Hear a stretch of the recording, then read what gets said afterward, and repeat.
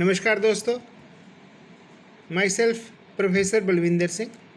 I am working in Shri Baba Mastnath institute of pharmaceutical sciences and research, Baba Mastnath university, अस्तलवर, Rohtak, Haryana. Today I will give my presentation on penicillins. I am thankful to my son Mr. Ashish Saini for typesetting and media recording of this presentation. Today we will talk about penicillins. Penicillins are the antibiotic that are obtained from Penicillium notatum or Penicillium chrysogenum. They are basically fungus, and by fermentation these antibiotics are developed. Basically they have a beta lactam ring in their skeleton. Chemical structure जो है basic ring beta lactam है. They are bactericidal. They kills the bacteria. आज हम जिस antibiotic के बारे में बात करेंगे ये बहुत ही इंटरेस्टिंग है, और इनके आने के बाद इन्फेक्शन की दुनिया में तहलका मच गया। इन्होंने जो है, उससे पहले वर्ल्ड में कोई भी घाव हो जाता था तो उसमें इन्फेक्शन की ट्रीटमेंट में बहुत दिक्कत आती थी, लेकिन पेनिसिलिन्स हैव सिंप्लीफाइड एंड एक क्रांति सी ला दी। जो है जख्म के इलाज में, घाव को भरने के लिए कोई जो बैक्टीरियल इन्फेक्शन वगैरह होते थे तो उसको जो है ट्रीटमेंट में इन्होंने बहुत ज़्यादा योगदान दिया, उससे आराम दिलाने में। पेनिसिलिन जो है एंटीबायोटिक है जो कि फंगस से मिलता है। फंगस है पेनिसिलियम नोटेटम। शुरुआत दौर में पेनिसिलियम नोटेटम से बनाते थे। आजकल जो है यील्ड ज़्यादा आती है पेनिसिलियम क्राइसोजीनम से, तो वो उससे जो है ये पेनिसिलिन बनते हैं। इसमें जो बेसिक रिंग है that is beta lactam ring, और ये बैक्टीरिया को मार देते हैं, दैट्स वाई बैक्टीरिसाइडल। जो मैकेनिज्म ऑफ एक्शन है बहुत इंटरेस्टिंग है। ये जो है they act on the bacterial cell wall synthesis. Now cell wall is made up of peptidoglycan. There is two chains are there. One is glycan chain and second is the peptide chain. And this cell wall is made up of cross-linking of these two chains. Glycan chain is further made up of repetitive two basic units. One is acetyl glucosamine, NAG, and second is N-acetyl muramic acid, NAM. NAG and NAM, they are repeatedly जो है repeat होते हैं, that is the glycan chain. और वो जो है इनको जो है क्रॉस लिंकिंग में हेल्प करता है। There is one enzyme that is transpeptidase. Basically it is a penicillin binding proteins भी कहते हैं इनको, which helps in the cross linking. तो जो पेनिसिलिन है, हमारी जो ड्रग्स है penicillin, this drug inhibits transpeptidase enzyme, जिसकी वजह से सेल वॉल सिंथेसिस जो है इनहिबिट हो जाता है। क्योंकि क्रॉस लिंकिंग नहीं होगी तो जो मजबूती है सेल वॉल की वो ख़त्म हो जाएगी, और मजबूती ख़त्म होने से सेल वॉल ब्रेक हो जाएगी, सेल वॉल की सिंथेसिस रुक जाएगी, और जो है बैक्टीरियल सेल की डेथ हो जाएगी। That is the mechanism of action. Now coming to the classification, basically दो classes हैं, आगे further classified है based on the various types of usage and the modifications, but basically there are two types. One is the natural source and second is the semi-synthetic source. Natural source में सबसे पहले हमारा drug आती है, जो सबसे first drug थी, that is the penicillin G, जिसको हम बेंजाइल पेनिसिलिन भी कहते हैं। ये फर्स्ट पेनिसिलिन थी जो कि यूज़ हुई। It is A basically a narrow spectrum antibiotic था। एक्टिविटी जो है वो इसकी एक्टिविटी थी कुछ जो ग्राम पॉजिटिव बेसिलाई और कोकाई थे उनके अगेंस्ट थी। उसके अलावा कुछ जो है ग्राम नेगेटिव भी थे और एनरोब्स भी थे, लेकिन जो है बेसिकली जो है ग्राम पॉजिटिव जो है बेसिलाई और कोकाई के अगेंस्ट ये इफ़ेक्टिव था। इसमें एक लिमिटेशन थी कि ये एसिड लेबाइल था, अगर हम जैसे मुंह से खाएंगे तो जो स्टोमक में एसिड है, हाइड्रोक्लोरिक एसिड है, उससे वो डिस्ट्रॉय हो जाती थी, इसलिए इसको पेरेंटरली देना पड़ता था जो है। वैसे जो है क्योंकि उस टाइम जब लॉन्च हुई थी तो काफ़ी बैक्टीरिया के अगेंस्ट इफेक्टिव थी,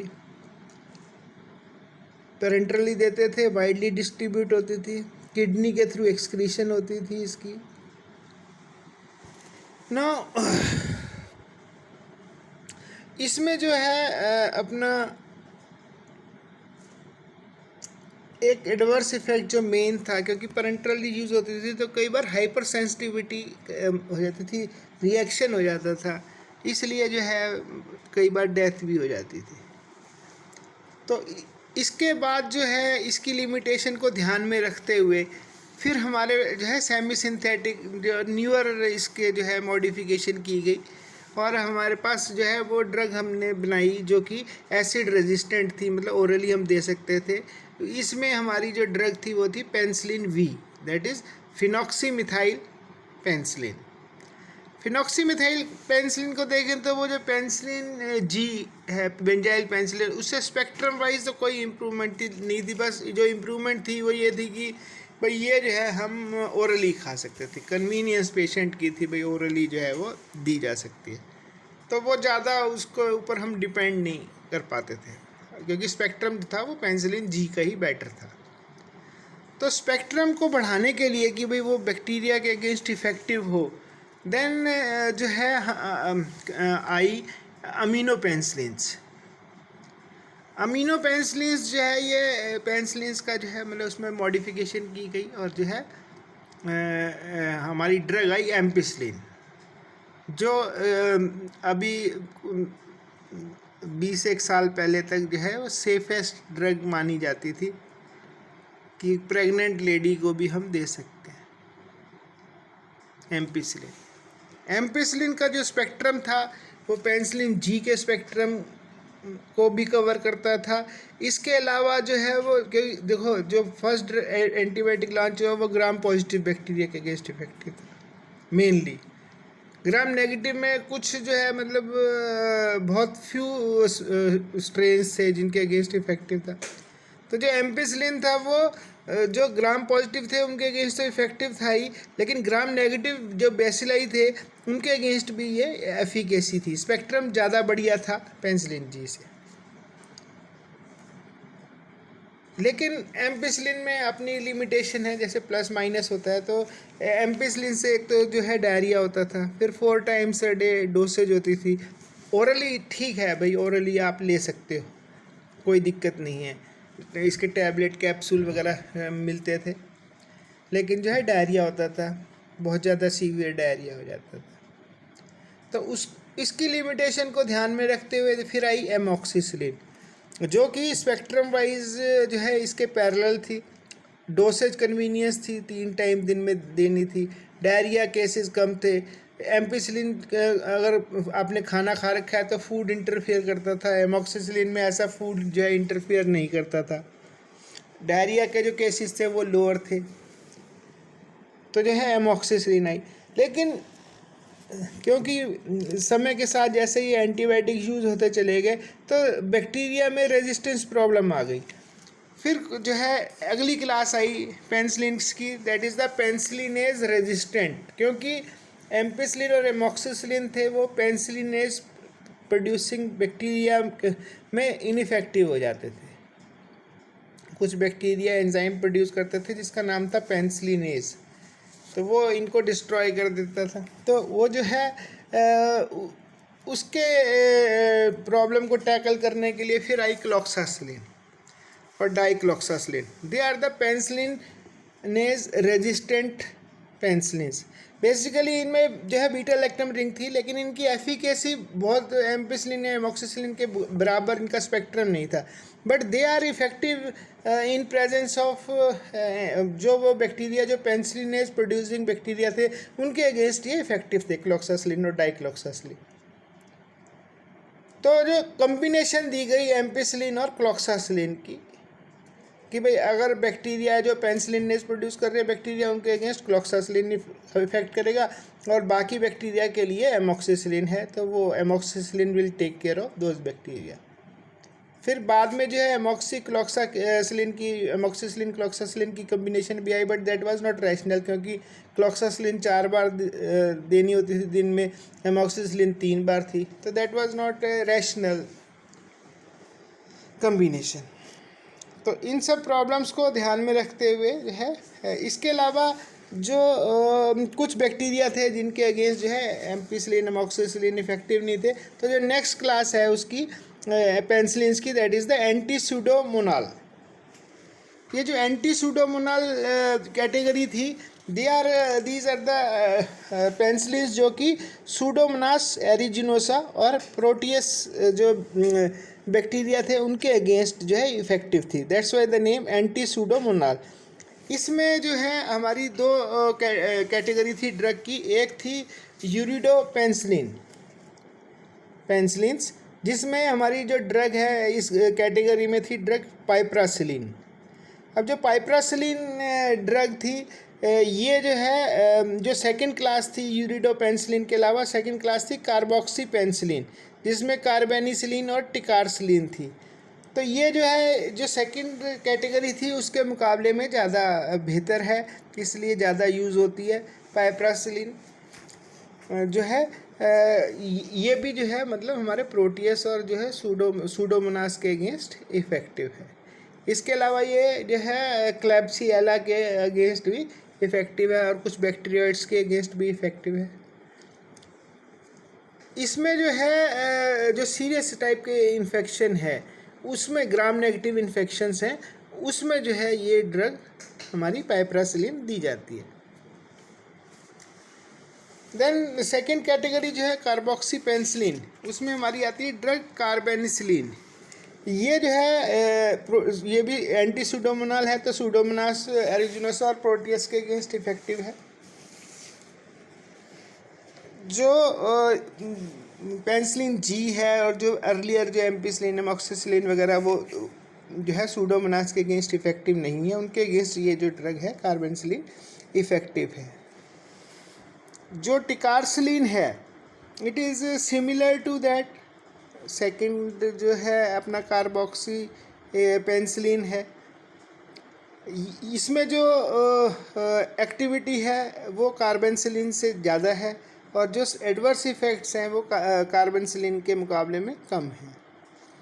ये जो है जो हमारी एंटी सूडोमोनाल ड्रग्स हैं और जो एम्पिसिलिन एमोक्सिसिलिन ड्रग है इनमें भी कुछ लिमिटेशन थी, तो वो हम डिस्कस करेंगे अभी आगे। उसमें जो कार्बेनिसिलिन है वो अपना इंट्रावीनसली दिया जाता है, जो टिकारसिलिन है that is also intravenously used. जो है अपना ये जो जितने भी ये जो एंटी सूडोमोनाल ड्रग्स हैं they are all used intravenously और इंट्रामस्कुलरली, मतलब पैरेंटल रूट से दिए जाते हैं। लेकिन इनमें एक लिमिटेशन है जो हम डिस्कस करेंगे, that is these drugs are not effective in presence of, जैसे मतलब ये जो हमारी जो पिछले वाली जो एंटी सूडोमोनाल ड्रग्स हैं और जो पीछे हमने जो penicillin G, penicillin B, amp, amoxicillin वगैरह डिस्कस की थी, ये सारी ड्रग्स जो है they are ineffective against beta lactamase producing bacteria. Cloxacillin की अपनी लिमिटेशन है, वो बहुत ज़्यादा स्पेक्ट्रम बढ़िया नहीं है, तो जो है आजकल जो है cloxacillin combination is not used mostly.